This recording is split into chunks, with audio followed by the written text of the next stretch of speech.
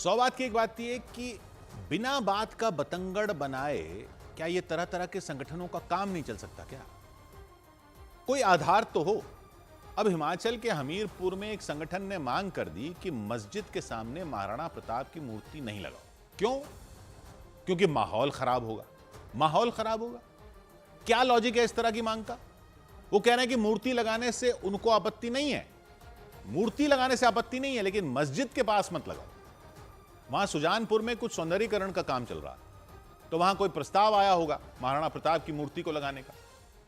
लेकिन ये तो पहली बार सुन रहे हैं कि महाराणा प्रताप की मूर्ति से भी कोई आपत्ति हो सकती है और मस्जिद के सामने नहीं लगाना। मतलब क्या पढ़ाया जा रहा है इन लोगों को? ये कौन सा इतिहास पढ़ रहे हो या ये कौन सी पट्टी पढ़ाई जा रही है?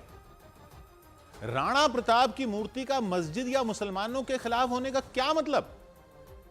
अरे महाराणा प्रताप मेवाड़ के राणा थे, उन्होंने अकबर की सेना के खिलाफ लड़ाई लड़ी थी, मुगलों के खिलाफ। यानी आप अपने आप को उन मुगलों के वंशज मान रहे हो क्या? किस टाइप का लॉजिक है ये? यानी आप उन लोगों को सही ठहरा रहे हो ना फिर, जो उस टाइम के मुगलों ने जो किया उसके लिए आज के मुसलमानों से जवाब मांगते हैं, फिर तो वो सही हो गए। थोड़ा तो बेसिक पढ़ लो भाई लोगों इतिहास को। खुद महाराणा की सेना में मुसलमान थे, बक्सरिया मुसलमानों ने मुगलों के खिलाफ युद्ध लड़ा था महाराणा के साथ। कोई बताओ इन लोगों को। और छोड़ो, हल्दी घाटी के युद्ध में ये लोग पहले पता करें कि महाराणा का जनरल कौन था। कौन था जनरल? हकीम खान सूरी महाराणा की सेना की तरफ से लड़ते हुए शहीद हुए थे। और आप कह रहे हो कि राणा की मूर्ति से माहौल बिगड़ेगा? मुगलों के खिलाफ होना, मुसलमानों के खिलाफ होना थोड़ा ही होता है। मुगल मुसलमान थे तो मतलब सारे मुसलमान मुगल हो गए?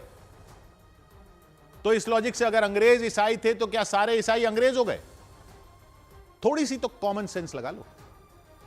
और अकबर ने तो अपना अलग ही धर्म शुरू कर लिया था, तो फिर अकबर की मूर्ति मस्जिद के सामने लगाने के खिलाफ आप खड़े होते तब भी लॉजिक समझ में आता कि अकबर ने तो इस्लाम को छोड़कर अलग धर्म शुरू कर दिया था, तो उसकी मूर्ति प्लीज मस्जिद के सामने मत लगाओ। उसमें कमजोर ही सही लेकिन थोड़ा बहुत लॉजिक था। लेकिन ये जो राणा की मूर्ति पर बोल रहे हो, ये बेसर पैर की बात है। जो भी आपने याचिका दी है, जो भी आपने प्रस्ताव दिया है, वो प्रशासन फैसला करे, लेकिन बात बेसर पैर की लग रही है अगर इतिहास को देखा जाए तो। इतिहास को लेकर जो हिंदू मुसलमान होता रहता है ना, वो ऐसे ही बिना आधार की बातों पर होता रहता है। बंद करो इसको, बहुत नुकसान हो चुका है इससे सबका। 100 बात की एक बात।